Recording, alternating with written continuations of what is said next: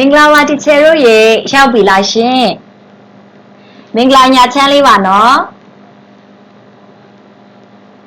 အတန်လေးကြားရလားမသိဘူးအတန်ကြားရလားရှင်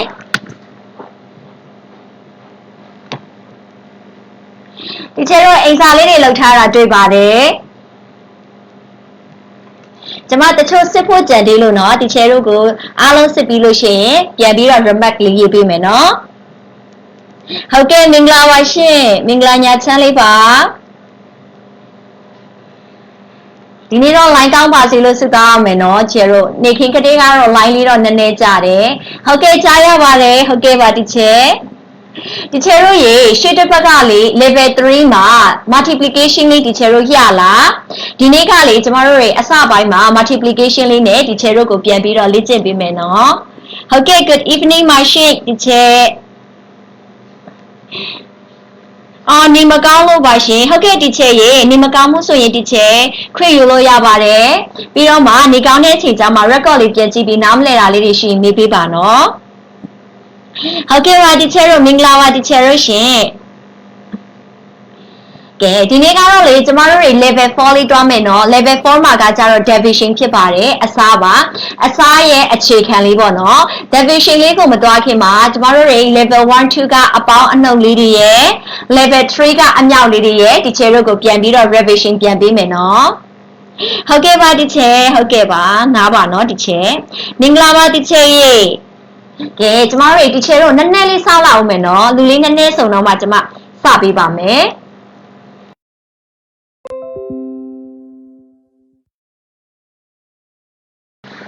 ကဲဒီနေ့ကတော့ဆက်စချင်းပဲ connection error လေးဖြစ်နေပြီ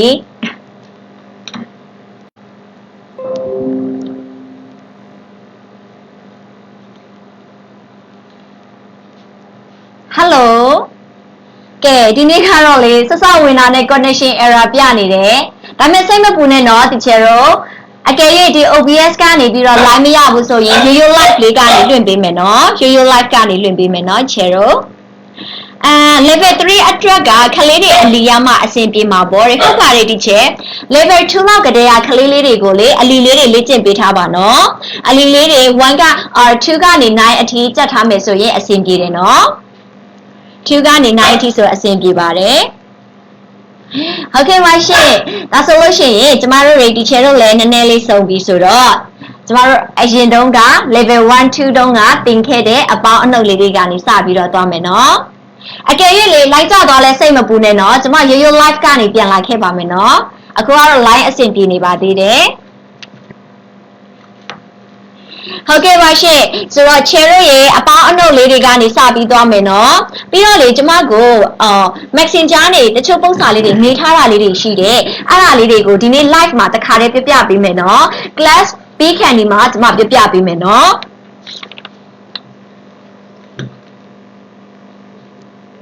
ဟုတ်ကဲ့ပါတီချယ်တို့ ready ပဲလားရှင်ကဲအပေါင်းအနှုတ်လေးတွေစဖို့ ready ပဲလားဒီနေ့ကတော့ mental လေးနဲ့တွက်ပေးနော်ချယ်တို့1 digit 7 rows 9 row ကနေစမှာဖြစ်တဲ့အတွက်တီချယ်တို့က mental လေးတွက်ပေးပါနော်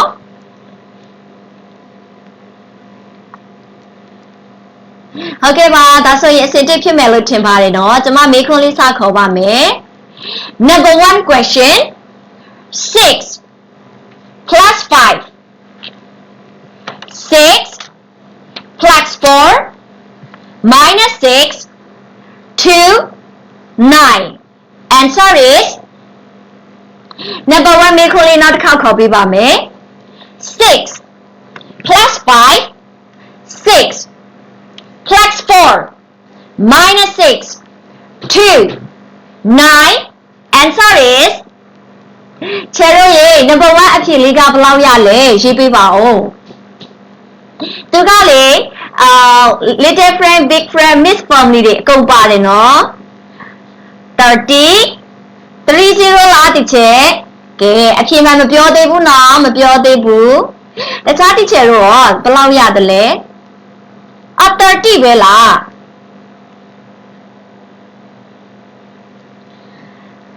နောက်တစ်ခေါက်ခေါ်ပေးမယ်မိခွန်းလေးနောက်တစ်ခေါက်ခေါ်ပေးမယ်နော်30ဆိုရင်ကျမနဲ့အဖြေလေးမတူလို့ပါ Chúng ta về mấy câu mà khó là bọn nó được khảo khó bị mẹ nó 6 plus 5 6 plus 4 minus 6 2 plus 9 answer is how about it teacher 26 no အဖြေမှန်က26ဖြစ်ပါတယ်ဆိုတော့ကျွန်မမေးခွန်းမခေါ်ဘူးเนาะဟုတ်ကဲ့ရှင်ဒါဆိုလို့ရှိရင်ချေတို့ရေ number 2မေးခွန်းလေးကိုသွားပါမယ်เนาะ number 2 5 plus 7 minus 9 plus 9 minus 3 plus 5 minus 5 answer is number 2မေးခွန်းလေးနောက်တစ်ခါခေါ်ပြပါမယ်5 plus 7 minus 9 plus 9 minus 3 5 minus 5 answer is ချေတို့ရေ number 2အဖြေလေးကဘယ်လောက်ရလဲ number 2 answer က9ရတယ်ဟုတ်ပါတယ်တီချေရေ14ဆိုရင်အဖြေလေးမှားပါတယ်အဖြေမှန်က9ပါနော် number 2 answer က9ပါအကယ်၍လေကိုမတော်ကိုမန်ထင်မရသေးဘူးလို့ခံယူထားတယ်ဆိုလို့ရှိရင်ပေတီးလေးနဲ့တွက်လို့ရတယ်နော်ပေတီးနဲ့ကျွဲကျင်သွားတော့မှမန်ထယ်လေးနဲ့တွက်ပေးပါနော်ကိစ္စမရှိဘူးအဆင်ပြေပါတယ်နော်ချေတို့အဓိကကလေမန်ထယ်တွက်တယ်ဆိုတာကကျမတို့တွေဒီပေတီးလေးရဲ့ပုံရိပ်ကိုတိကျပုံဖော်ထားနိုင်မှာလားမန်ထယ်တွက်လို့ရတာဖြစ်တဲ့အတွက်ဒီချေတို့ကမရသေးဘူးဆိုလို့ရှိရင်ပေတီးလေးနဲ့တွက်လို့ရပါတယ်နော်ဟုတ်ပါတယ်ချေတို့ရေ number 2 answer က9ရပါတယ်နော် number 3မေးခွန်းလေးပါ4 minus 3 plus 2 4 minus 3 7 minus 4 answer is နောက်တစ်ခါခေါ်ပေးပါမယ် number 3မေးခွန်းလေးပါ4 minus 3 plus 2 4 minus 3 7 minus 4 answer is number 3ရဲ့အဖြေလေးက teacher မွန်ကိုလေး7ဟုတ်ပါတယ်ရှင့်ဟုတ်ပါတယ် number 3 answer က7ရပါတယ်မှန်ပါတယ်နော်ကဲဒါဆိုရင် teacher တို့စာရီမမေ့သွားဘူးဒါထဲမှာ9ရက်တောင်ပိတ်တယ်နော်ဒါပေမဲ့ teacher တို့စာရီမမေ့သွားဘူးအရင်တော်တယ်ဟုတ်ကဲ့ရှင့်ဆိုတော့ number 4မေးခွန်းလေးစခေါ်ပေးပါမယ်နော်4 plus 3 minus 4 9 minus 1 plus 1 7 answer is number 4မေးခွန်းလေးနောက်တစ်ခေါက်ခေါ်ပေးမယ်နော်4 plus 3 minus 4 9 minus 1 plus 1 7 answer is number 4ရဲ့အဖြေလေးက 1919ဟုတ်ပါတယ်ဒီချေရဲ့ဒီချေရှိစင်ဦးမင်္ဂလာပါဒီချေကျမလေးဒီအရှိက level 1 2 3ကအပေါင်းအနှုတ်လေးတွေကိုပြန်ပြီးတော့ခေါ်ပေးနေတာပါဒီချေမိတလောက်လေးလေ့ကျင့်ပေးပါနော်လိုက်တွက်ပေးပါနော်ဟုတ်ပါတယ်ရှင့်ဒီချေတို့အဖြေလေးတွေမှန်တယ်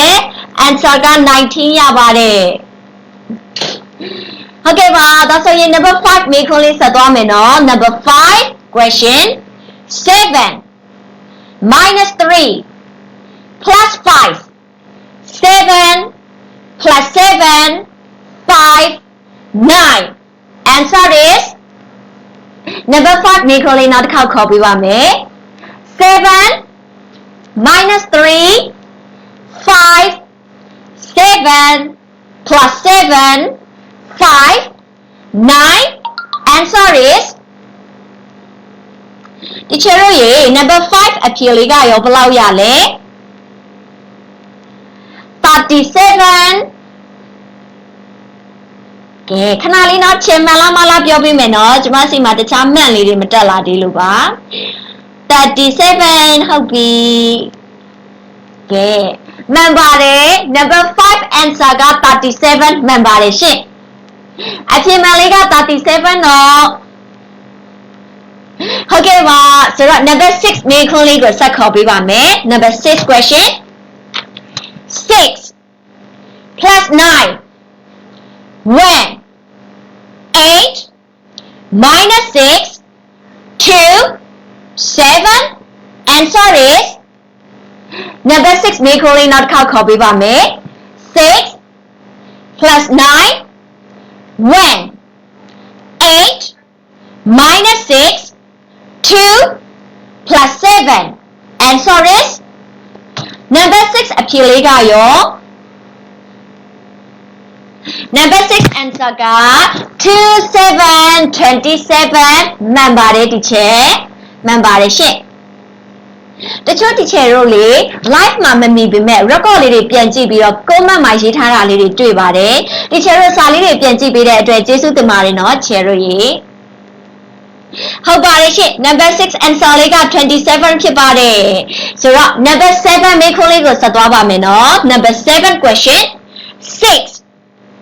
plus 8 7 minus 1 8 minus 3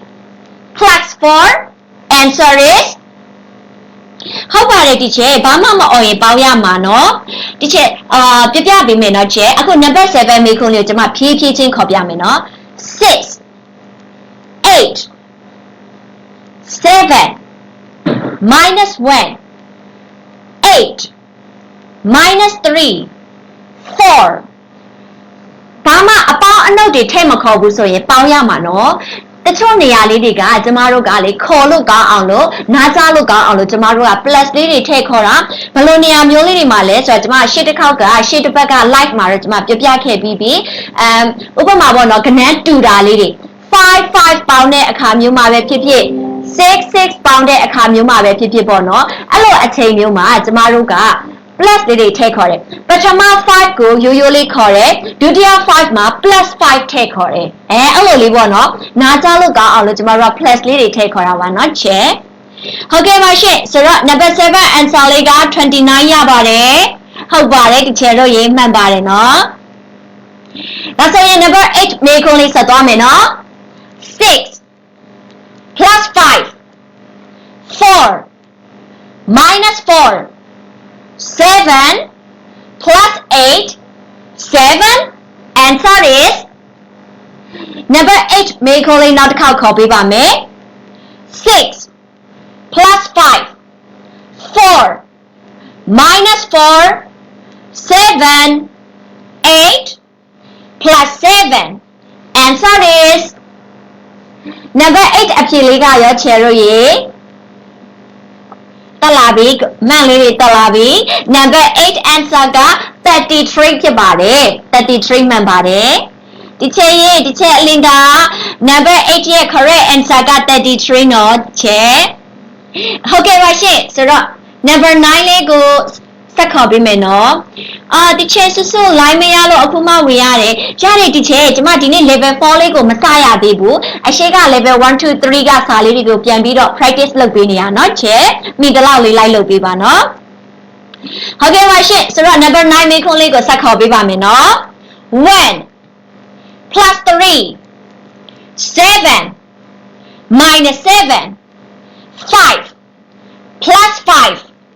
minus 4 answer is number 9မေးခွန်းလေးကိုဆက်ခေါ်ပေးမယ်နော်1 plus 3 7 minus 7 5 plus 5 minus 4 answer is ဒီချက်ခင်ကျော်ချေကပထမတစ်ခေါက်မှာလည်းအဖြေထွက်သွားပြီအရင်တော်တယ်number 9ရဲ့ answer ကတော့10မှန်ပါတယ် number 9 answer is 10ဒါဆိုရင် number 10မေးခွန်းလေးကိုဆက်ခေါ်ပေးမယ်နော်ချေတို့ကို ready when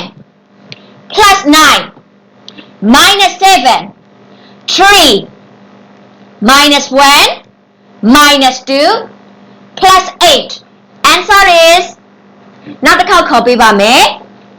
when plus 9 minus 7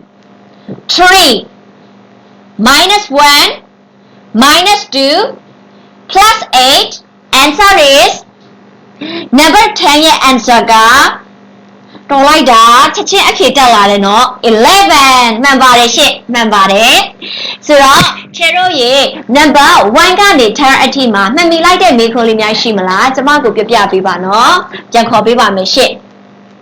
အရင်ဦးဆုံး1ကနေ10အထိကိုအဖြေလေးအရင်ခေါ်ပေးမယ်နော်မမီလိုက်တဲ့ teacher တို့ကမေးခွန်းလေးတွေရေးပေးထားပါနော်ပြန်ခေါ်ပေးပါမယ်ရှင့်ဆိုတော့ number 1ကနေစပြီးအဖြေလေးခေါ်ပေးပါမယ်26 9 7 19 37 27 29 33 10 11နေမကောင်းလို့ concentration တိတ်မရဟုတ်ကဲ့ teacher ရေ teacher အဲ့ဒါဆိုလို့ရှိရင်လေ teacher လိုက်ကြည့်လို့ရတယ်ဆိုရင်တော့လေ teacher ရေဒီတိုင်းလေးလိုက်ကြည့်ပေးပေါ့နော်တကယ်လို့ teacher တိတ်အစင်မပြေဘူးဆိုလို့ရှိရင် teacher နားလို့ရပါတယ်နော် record လေးကျန်နေဆိုတော့ teacher ပြန်ပြီးတော့လေ့ကျင့်လို့ရတာပေါ့နော်စိတ်မပူပါနဲ့မရလို့ရှိရင်ပြန်ပြောပြပေးပါမယ်နော်1နဲ့2နဲ့လားဟုတ်ကဲ့ရှင် teacher 1နဲ့2နဲ့ပြန်ခေါ်ပေးမယ်3 4 10ဟုတ်ကဲ့ရှင်3 4 10ပြန်ခေါ်ပေးမယ်နော်အကုန်လုံးမှန်တဲ့ teacher တို့က all correct လို့ရေးပေးလို့ရပါတယ်ရှင့်မှန်လေးမှာ all correct လို့ရေးပေးလို့ရပါတယ်နော်ဟုတ်ကဲ့ပါဒါဆိုတော့ကျွန်မမေးခွန်းလေးတွေပြန်ပြီးတော့ခေါ်ပေးမယ်နော် number 1မေးခွန်းလေးပါ6 plus 5 6 4 minus 6 2 9 answer is ဒါလေးကတော့ number 1မေးခွန်းလေးကိုပြန်ခေါ်ပေးတာပါ number 2မေးခွန်းလေးကိုခေါ်ပေးမယ်နော်5 plus 7 minus 9 plus 9 minus 3 5 minus 5 answer is ဒါလေးကတော့ number 2မေးခွန်းလေးဖြစ်ပါတယ် teacher ခင်မလွင် all correct ဟုတ်ကဲ့ပါ teacher ဟုတ်ကဲ့ပါရှင့် number 3မေးခွန်းလေးနောက်တစ်ခေါက်ခေါ်ပေးပါမယ်4 minus 3 plus 2 4 minus 3 7 minus 4 answer is ဒါလေးက number 3ပါ teacher တင်းတင်း all correct ဟုတ်ကဲ့ပါ teacher ရှင့် all correct ဖြစ်အောင်စူးစမ်းပြီးလို့ကျေးဇူးတင်ပါတယ် teacher တို့ရေ 9 correct it's okay teacher 9 correct เนาะအမားလေးနဲ့တယ်เนาะဘာမှမဖြစ်ဘူးဟုတ်ကဲ့ရှင့်ဒါဆိုရင် number 3မေးခွန်းလေးနောက်တစ်ခေါက်ခေါ်ပေးမယ်เนาะ number 3မေးခွန်းလေးပါ4 minus 3 plus 2 4 minus 3 7 minus 4 answer is ဒါလေးကတော့ number 3ရဲ့မေးခွန်းလေးကိုပြန်ခေါ်ပေးတာဖြစ်ပါတယ် number 4မေးခွန်းလေးခေါ်ပေးမယ်เนาะ number 4မေးခွန်းလေးပါ4 plus 3 minus 4 9 minus 1 plus 1 7 answer is number 4မေးခွန်းလေးပါเนาะဆိုတော့ number 10မေးခွန်းလေးတစ်ပုဒ်ပဲကျန်တော့တယ်เนาะကျွန်မကိုမမီဘူးဆိုတဲ့စာရင်းလေးထဲမှာ number 10တစ်ပုဒ်ပဲကျန်မယ်เนาะ1 plus 9 minus 7 3 minus 1 minus 2 plus 8 answer is teacher လိုင်းမရလို့မမီလိုက်ဘူးဟုတ်ကဲ့ပါ teacher ဒါလေးကလေအသစ်တင်တာမဟုတ်ဘူးเนาะအရှိကသင်ပေးထား level 1 2 3ကစာလေးတွေကို revision ပြန်ပေးနေရเนาะ check မိတဲ့နေရာကနေ check လိုက်လို့ရပါတယ် teacher 7 and 8ဟုတ်ကဲ့ the next time အနေနဲ့7နဲ့8လေးနဲ့ပြန်ခေါ်ပေးမယ်เนาะ number 7 question ပါ6 plus 8 7 minus 1 8 minus 3 plus 4 answer is teacher number 8လေးဆက်သွားမယ်နော်6 plus 5 4 minus 4 7 plus 8 7 answer is ကဲဒါဆိုရင် teacher မိလိုက်မယ်လို့ထင်ပါတယ်နော် check ဒီတစ်ခါ 2 digit 3 rows ကဏ္ဍနှလုံးတွဲလေးတွေကျမတို့ပေါင်းရအောင်เนาะဒီခါတော့ကျမကပေတီးလေးနဲ့ share ကိုပြပေးမယ် teacher မရလိုက်မှာဆိုလို့နော်အရင်ဆုံး teacher ကိုနောက်တစ်ခေါက်ပြပြပေးမယ်နော် formula လေးတွေကိုကျမတို့ level 1မှာဆိုရင် little friend ရှိတယ် big friend ရှိတယ်နော် friend တွေကလက္ခဏာပြောင်းပြန်မှာဥပမာပြောချင်တာက4ပေါင်းကြမရှိရင် 4 from 1က minus 4 note ကြမရှိရင် 4 from 1က plus ပြီးရင် little friend မှာရှိတဲ့ 5 လေးကတော့ additive ပဲဟုတ်ကဲ့ teacher ရပါတယ်မန်ထယ်မရသေးလဲဘာမှဖြစ်ဘူးနော်ကျမတို့ကအချိန်အများကြီးမယူရသေးဘူးလေကျမတို့ class လေးဒီ batch 2 class လေးစတာကဘယ်လောက်မှမကြာသေးဘူးတစ်လတော့မရှိသေးဘူးဆိုတော့နော် teacher မန်ထယ်မရတာဒါပုံမှန်ပါပဲ teacher အနေနဲ့ practice လေးများလုပ်ပြီးတယ်ဆိုရင်အဆင်ပြေသွားမယ်နော်လိုက်ကြသွားလို့ဟုတ်ကဲ့ teacher ရှင်ကျမပြန်ပြီးတော့ပြောပေးမယ်နော်ကျမတို့ level 1မှာဆိုရင် friend လေးတွေကပြောင်းပြန်ပါပြောင်းပြန်ဆိုတာကလက္ခဏာလေးတွေပြောင်းပြန်နော် level 2မှာကကြတော့ mix formula မှာလက္ခဏာတွေက additive ပဲဥပမာ6 7 8 9ပေါင်းတယ်ဆိုရင်သူတို့ရဲ့ friend လေးတွေကလည်းပေါင်းတယ်ဒါပေမဲ့5ကလေးကိုနှုတ်တယ်6 mix formula မှာ6 7 8 9နှုတ်တယ်ဆိုရင်သူတို့ရဲ့ friend လေးတွေကိုနှုတ်တယ်တို့ပေမဲ့5ကလေးကိုပေါင်းတယ်နော်ဒါကကလေးတွေကိုပြပြတယ်အလွယ်နည်းလေးကိုပြပြတာဖြစ်တယ်နော် mix formula ဆိုတာ little friend နဲ့ big friend ရောထားတာဟုတ်ပါတယ်နော်နောက်တစ်ခုက high jump ကကြတော့ကျမတို့ big friend 10လေးပေါင်းစရာမရှိတဲ့အခါမှာ apple ကနေပြီးတော့ဆွဲချပြီးတော့ little friend ပုံစံလေးနဲ့ပေါင်းခြင်းဖြစ်ပါတယ်နော်နောက်တစ်ခုက big jump သူကကြတော့10လေးနှုတ်ကြမရှိတဲ့အခါမှာကျမတို့ little friend ပုံစံလေးပဲ40လေးပေါင်းပြီး50လေးနှုတ်တာအပေါ်ကိုဆွဲတင်တာဘဲဖက်လက်ကလေးနဲ့10ကနန်းတိုင်လေးမှာနှုတ်ရတာဖြစ်တယ်နော်နောက်တစ်ခုကကြတော့ကျမတို့ long jump တတိုင်ကြော်ပြီးတွက်တာထမ်းလေးပေါင်းကြမရှိဘူးဆိုရင်တတိုင်ကြော်ပြီးပေါင်းတယ်အဲ့ဒီအတွက်အလဲတိုင်လေးကိုခွဲတယ်ဒါလေးက long jump နောက်တစ်ခုက back jump ကကြတော့ကျမတို့100ထဲကနေပြီးတော့ကျမတို့ဒီဖက်ကိုပြန်နှုတ်တယ်ဥပမာပေါ့နော်100ထဲကနေ9နှုတ်တယ်30နှုတ်စရာမရှိတဲ့အခါမှာတတိုင်ကျော်နှုတ်ပြီးတော့အလဲတိုင်လေးကိုပြန်ပေါင်းတာကို back jump လို့ခေါ်ပါတယ်နော်အဲ့ဒါလေးကကျမတို့ level 1 2ကအပေါင်းအနှုတ်လေးရဲ့ formula လေးတွေကိုပြပြတာဖြစ်ပါတယ်ဒါဆိုရင် chair တို့ abacus view လေးပြပေးမယ်နော်ဟုတ်ကဲ့ပါ chair တို့ရေ two digit 3 rows အစင်တစ်ဖြစ်ပြီလားရှင်မိခွန်းလေးစခေါ်မယ်နော် two digit 3 rows ပါကျမပုံမှန်ဆိုရင်တော့ခဲတံလေးကိုင်းပြီး chair တို့ကကလေးလေးတွေကိုတက်ပြရမှာเนาะဒါပေမဲ့ဒီ chair တို့မတွေ့ရမှာဆိုလို့ကျမမာကာပန်လေးတွေခဲတံလေးမကိုင်းတော့ဘူးเนาะ number 1 make လေးပါ37လက်ကလေးတွေမှန်အောင်လုပ်ပေးเนาะ chair တို့ပေတီလေးနဲ့တုံးတဲ့ chair တို့က37လက်ကလေးမှန်အောင်လုပ်ပေးပါ65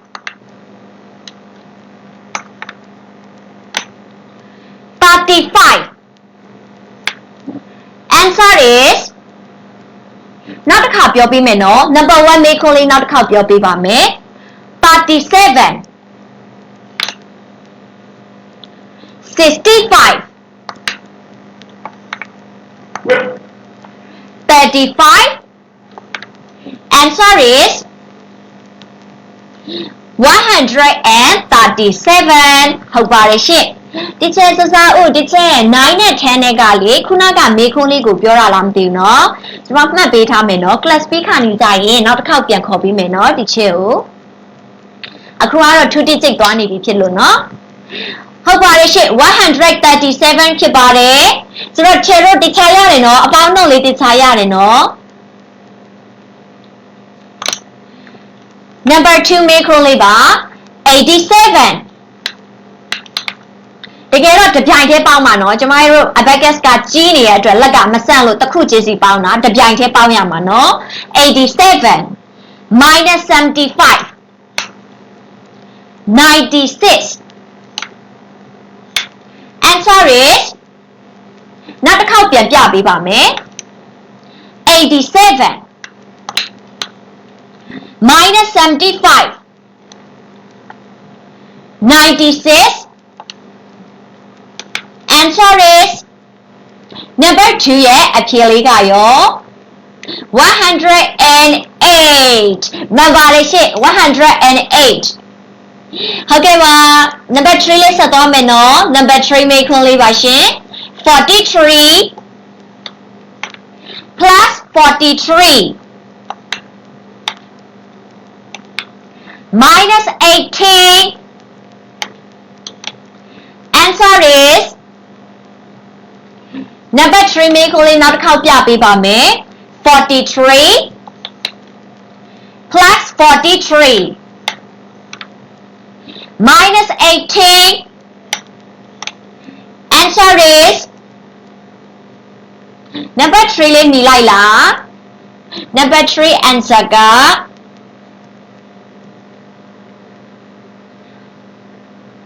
number 3 answer က6လားရှင်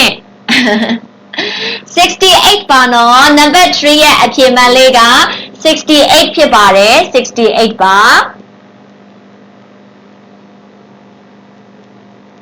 ဟုတ်ကဲ့ပါရှင်ဒါဆိုရင် number 4 မေးခွန်းလေးဆက်သွားပေးမယ်နော် number 4 မေးခွန်းလေးပါ52 43 11 10 pound 1 pound answer is ဟုတ်ကဲ့ teacher 18နဲ့18နဲ့ဟုတ်ကဲ့ဖြစ်တတ်ပါတယ် teacher ဟုတ်ကဲ့နောက်တစ်ခါခေါ်ပေးမယ်နော် number 4 မေးခွန်းလေးပါ52 43 11 answer is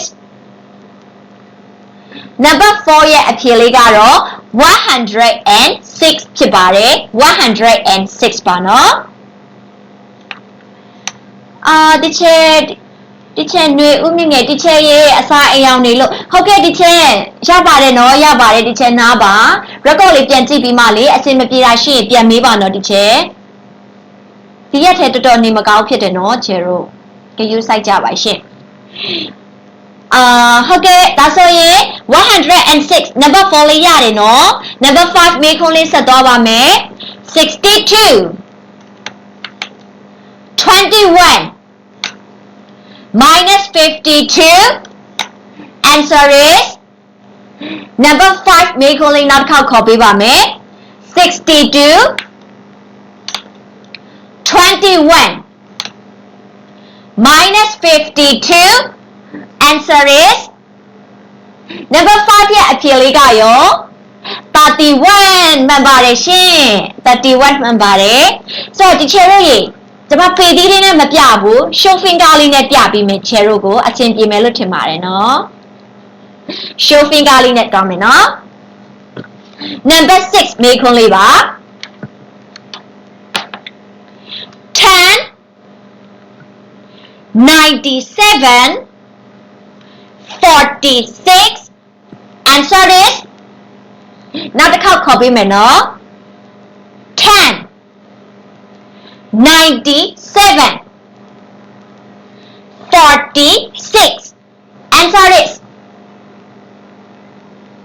number 6ရဲ့အဖြေလေးကရော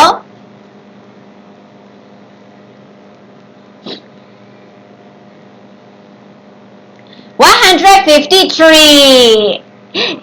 151 53 အဖြေအမျိုးမျိုးဖြစ်နေပြီ102အဖြေမှန်လေးက153ဖြစ်ပါတယ်နော်153ပါဟုတ်ကဲ့ပါကဲဒါဆိုတော့ကျမတို့ number 7လေးဆက်သွားမယ်နော် number 7မေးခွန်းလေးပါ17 17နော်ချေရို17 17 61 41 answer is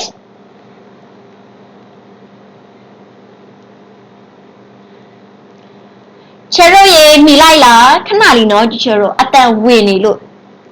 အတန်ဝင်နေဆိုချေရိုစီမှာလေအတန်လေးတွေဝင်သွားမှာဆိုလို့နော်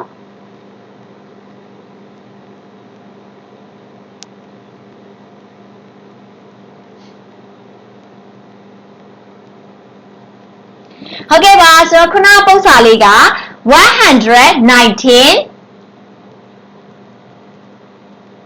119ဆိုရင်ခဏလေးနော်မှတ်လေးတွေမတက်လာဘူးရပြီ119ဆိုရင်မှန်ပါတယ်ရှင့် number 7အဖြေမှန်လေးက119ပါဟုတ်ပြီ number 8မေးခွန်းလေးဆက်သွားမယ်နော် number 8မေးခွန်းလေးပါ52 minus 11 86 answer is ခေါ်ပေးပါမယ် 52 minus 11 86 answer is ဒီချေလို့ရေ number 8အဖြေလေးရလိုက်လား number 8 answer က127 127မှန်ပါတယ်127ပါနော်ဟုတ်ကဲ့ပါ12977အဖြေကတော့အမျိုးမျိုးဖြစ်နေပြီဒါပေမဲ့သဘုတ်တလီမားတာနော်ဒီဆရာတို့ formula လေးတွေအကယ်၍နားမလည်တာလေးတွေရှိရင်ပြန်မေးပေးပါရှင်းပြပေးမယ်နော်ဟုတ်ကဲ့ပါ number 9မေးခွန်းလေးဆက်သွားပါမယ်ရှင့်19 23 47 answer is number 9မေးခွန်းလေးဆက်သွားပါမယ်19 23 47 answer is အဖြေလေးကရော number 9 answer is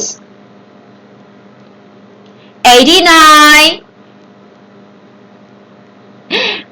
79 အဖြေမှန်က89တော့ချေရိုရေအဖြေမှန်လေးက89ပါမှတ်တတ်ပါတယ်ဟုတ်ကဲ့ရှင့် number 10မေးခွန်းလေးခေါ်ပေးပါမယ်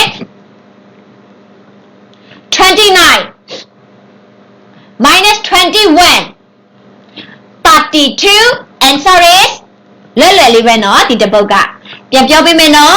29 minus 21 32 answer is number 10 answer ကတော့ 40မှန်ပါတယ် number 10 answer က40ဒီချက်တို့ခုနတုန်းကလေ1 digit 7 rows ခေါ်တော့ကလေကျမ all correct 2ယောက်ပဲတွေးလိုက်တယ်ချေတို့ရေ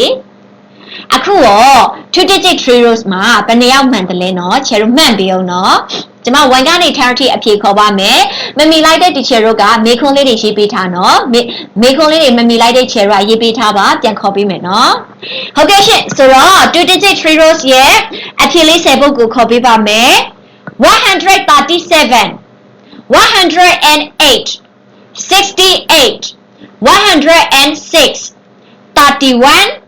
153 119 127 89 40ချဲအကုန်မှန်တယ်ဟုတ်ကဲ့ပါဒီချဲ8 correct ဟုတ်ကဲ့ဒီချဲရှင်အမားတော့ရှိမှာပဲလေနော်အမားတော့ရှိမှာပဲလေဘာဖြစ်လို့လဲဆိုတော့ formula တွေကိုရောပြီးခေါ်ရတာလေနော်ဒီချဲရဲ့ number 10လားဟုတ်ကဲ့ဒီချဲ number 10မိခွန်းလေးခေါ်ပေးမယ်နော်တခြားမေးခွန်းလေးများမိမိလိုက်တဲ့မေးခွန်းလေးများရှိအောင်မလားခဏစောင့်ပေးမယ်နော်ချေတို့မှန်တာလေးဒီချေ all correct ဖြစ်တယ်ဟုတ်ကဲ့ရှင် question number 6ဟုတ်ကဲ့ပါပထမကအားလုံးမှန်ပြီနောက်ဟာကြောင့်မီဦးချဲတဲ့ဒီချေ number ဘယ်လောက်တွေမမီလိုက်တာလဲပု္ပ္ပစာကိုပြောတာလား7 correct ဟုတ်ကဲ့ချေ number 3ဟုတ်9 correct အမားလေးတွေနဲပါတယ်ဒီချဲတို့နော်အဲ့လောက်မှန်တယ်ဆိုကြတဲ့ဒါဒီချဲတို့ formula နားလည်တယ်လို့ယူဆလို့ရတယ်နော်abacus and mantle နှစ်မျိုးလုံးနဲ့တွက်တာလားဒီချဲဟုတ်ကဲ့ရှင်ဆိုတော့မေခွန်းလေးတွေပြန်ခေါ်ပေးမယ်နော် number 3မေခွန်းလေးကနေစမယ်နော်43 plus 43 minus 18 answer is ဒီချက်ရဲ့ number 3မေခွန်းလေးမီလိုက်လားဒီချက်မုံကိုလေးရေဒီချက်မီလိုက်လားရှင့် number 3မေခွန်းလေးပါတွက်တာမမီတာဒီချက်ဟုတ်ကဲ့ဒီချက်ဟိုလေဒါကကြတော့ဘလို့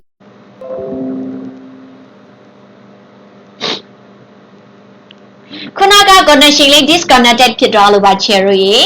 အခုလေ number 6မေခွန်းလေးနောက်တစ်ခါခေါ်ပေးမယ်နော်10 97 46 answer is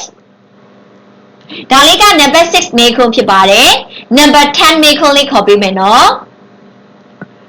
29 minus 21 42. Answer is ချေတို့ရေဒါဆိုရင်မေခွန်းလေးတွေမိလိုက်မယ်လို့ထင်ပါတယ်ဒီချက် number 3 4ဆိုတာက3ရဲ့4ရဲ့ကိုပြောတာလား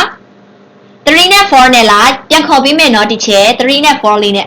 ဟုတ်ကဲ့ရှင့်နောက်ဆုံးတစ်ခါအနေနဲ့နော်ဒီချက်ခင်မလေး all correct ဟုတ်ကဲ့ပါဒီချက်ရှင့်ဒီချက် practice တွေအများကြီးလုပ်တယ်ထင်တယ်နော်ခုနကလည်း all correct ဖြစ်တယ်ဟုတ်ကဲ့ပါဒီချက် first time မှာအဖြေမရတော့ second time ကျ abacus သုံးလိုက်ရတာဟုတ်ကဲ့ပါဒီချက်ဟုတ်ကဲ့ပါရှင့်ဒီချက်မီမီစော်တက်ဒီချက် number 3နဲ့4နဲ့ပြန်ခေါ်ပေးမယ်နော်မိခွန်း number 3ပါ43 plus 43 minus 18 answer is ဒီချက်ဒါလေးက number 3မိခွန်းနော် number 4မိခွန်းလေးခေါ်ပေးပါမယ်52 43 11 answer is ဟုတ်ကဲ့ပါဒီချက်မိလိုက်မယ်လို့ထင်ပါတယ်ဆိုတော့ကျမတို့တွေအချိန်လေးလည်းရသေးတယ် division ကလည်းလွယ်တယ်အဲ့ဒီတော့ဒီချက်တို့ကိုကျမအပေါင်းအနှုတ်ကိုပဲ3 digit ထပ်ခေါ်ပေးမယ်နော်ချက်တို့3 digit ခေါ်မယ်နော်ရာကဏန်းလေးတွေခေါ်ပေးမယ်ပထမဆုံး၅ပုဒ်ကတော့ abacus နဲ့တွက်ပြပေးမယ်နောက်ထပ်၅ပုဒ်ကတော့ show finger လေးနဲ့ပြပေးမယ်နော်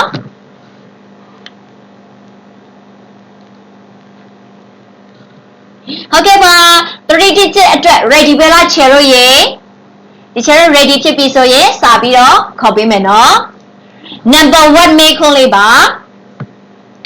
813ချယ်တို့ရာဆိုရင်ရာကဏန်းဆယ်ဆိုရင်ဆယ်ကဏန်းခုဆိုရင်ခုကဏန်းမှာတင်မယ်နော်813 583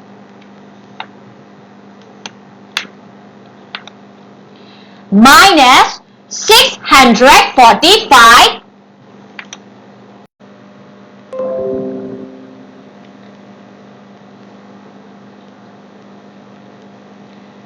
ဒီချေတို့ရေခုနက number 1ခေါ်ရင်းနဲ့ line လေးကျသွားလို့ပါပြန်ခေါ်ပေးမယ်နော် number 1မေးခွန်းလေးပြန်ခေါ်ပေးမယ်နော်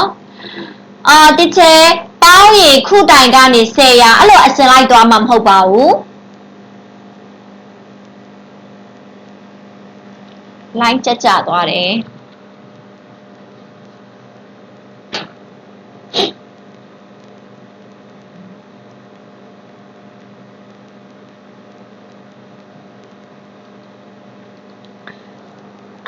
ဟုတ်ပါတယ်ဒီချက် line ကျသွားလို့ပါ number 1ပြန်ခေါ်ပေးမယ်နော်ပြန်ခေါ်ပေးပါမယ်